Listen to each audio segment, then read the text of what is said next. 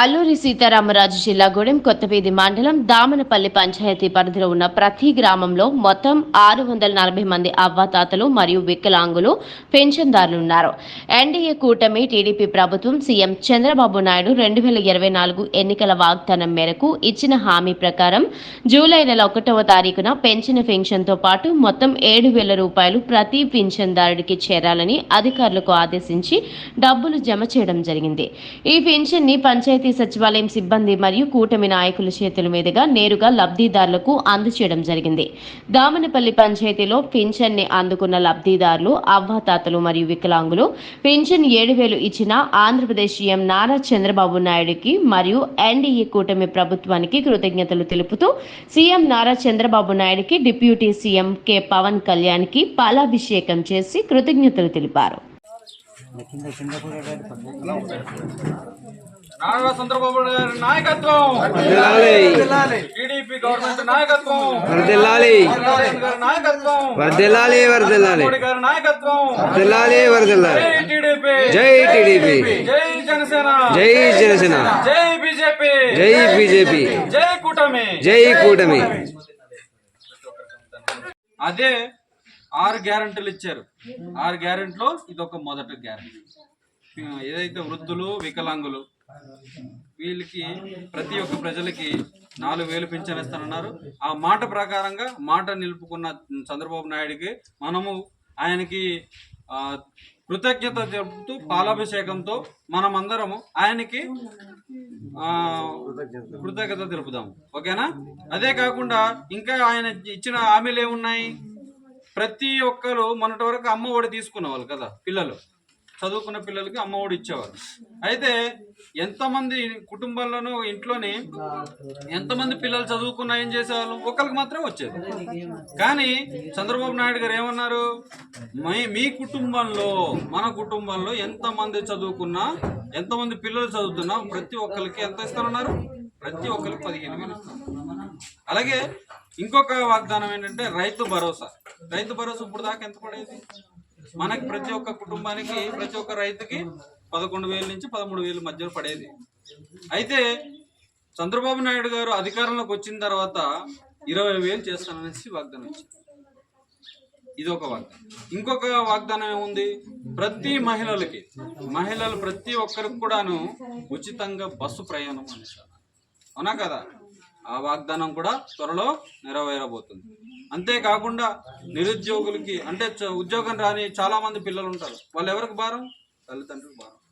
మరి పిల్లలు తల్లిదండ్రులు పోషించాలి, కానీ ఇంకా తల్లిదండ్రులు పిల్లలు పోషిస్తూ ఉంటే ఆ భారం అది అనుభవించే మీకే తెలుసు. అవునా కదా? తల్లిదండ్రులు కదా.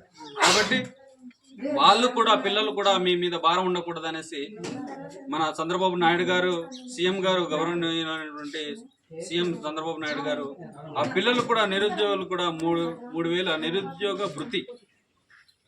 అంటే నిరుద్యోగుడుగా ఉన్నాడు కాబట్టి అతను తిండిని అతను తినాలనేసి, తల్లిదండ్రుల మీద భారం కాకూడదు అనేసి అది కూడా చేస్తానన్నారు. ఇలా అనేకమైనటువంటి మంచి సంక్షేమ పథకాలు ప్రజల్ని, ఏ ఒక్క ప్రజలు కూడా ఇబ్బంది పడకూడదని అన్న క్యాంటీన్లు కావచ్చు. మొన్నటి దాకా చాలా మంది మీరు తెలిసే ఉంటుంది, విద్యా వ్యక్తులకి ఏంటి, చదువుకొని ఎన్నో సంవత్సరాలు అయినప్పుడు కూడా వాళ్ళకి ఉద్యోగాలు లేవు. మన గతంలో ఉన్న వైసీపీ ప్రభుత్వం ఏమంది? ప్రతి ఒక్కరికి ప్రతి సంవత్సరం జాబ్ క్యాలెండర్ చేస్తానన్నారు. తీసారా?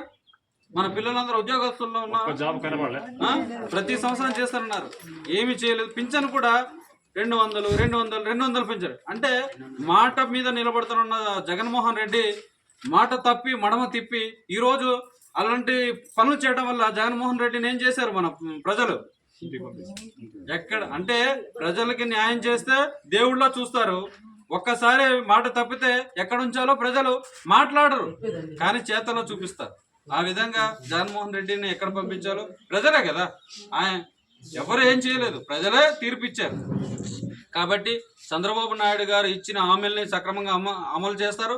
ఇంకా విషయం ఏంటంటే ఆయన 14 సంవత్సరాలు చేసిన అపారమైన అనుభవం ఉంది. గతంలో కూడా ఆయన సీఎంగా చేశారు కదా.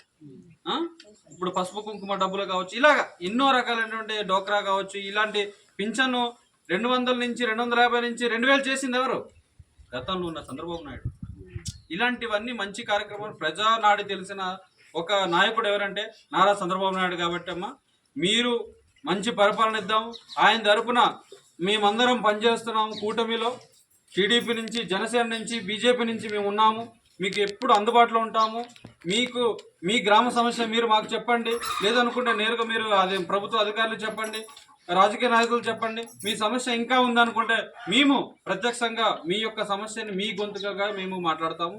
మీ సమస్య పరిష్కారం కోసం మేము నిరంతరం గ్రామ అభివృద్ధికి, పంచాయతీ అభివృద్ధికి ప్రతి ఒక్క ఇంట్లో గడపలో మేము ఒక కుటుంబ సభ్యులుగా పనిచేస్తామని మేము కూడా మాటిస్తున్నాము.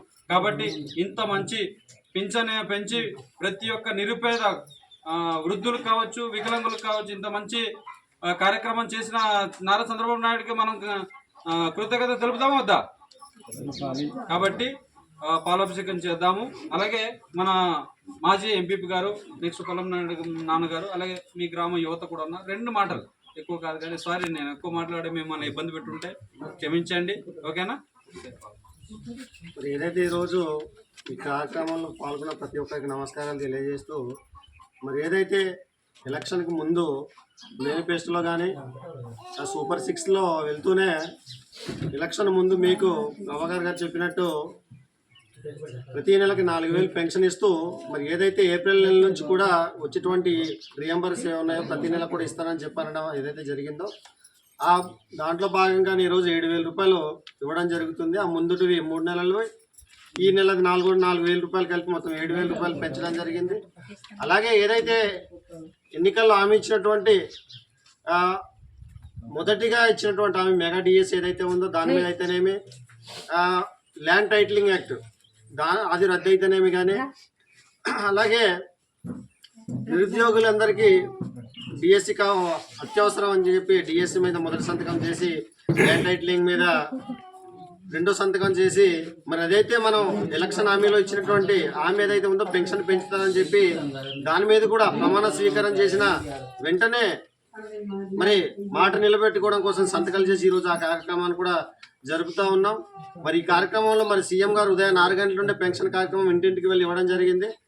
మేము కూడా మరి ప్రతి గ్రామాన్ని ఇంటింటికి వెళ్ళి ఇస్తూ ఈరోజు మరి ఏదైతే మన దావనపల్లి పంచాయతీలో మరి పెంచినటువంటి పింఛన్దారుల చేత మేము ఆయన రుణపడి ఉంటామని చెప్పి ఈరోజు దావనపల్లిలో మాడన్ దగ్గర పాలాభిషేకం చేయడానికి మహిళలు, అలాగే పెన్షన్దారులు, అవ్వతాతలు అందరూ ముందుకు వచ్చినారు. వారి చేతుల మీదుగా ఈ కార్యక్రమం చేయాలని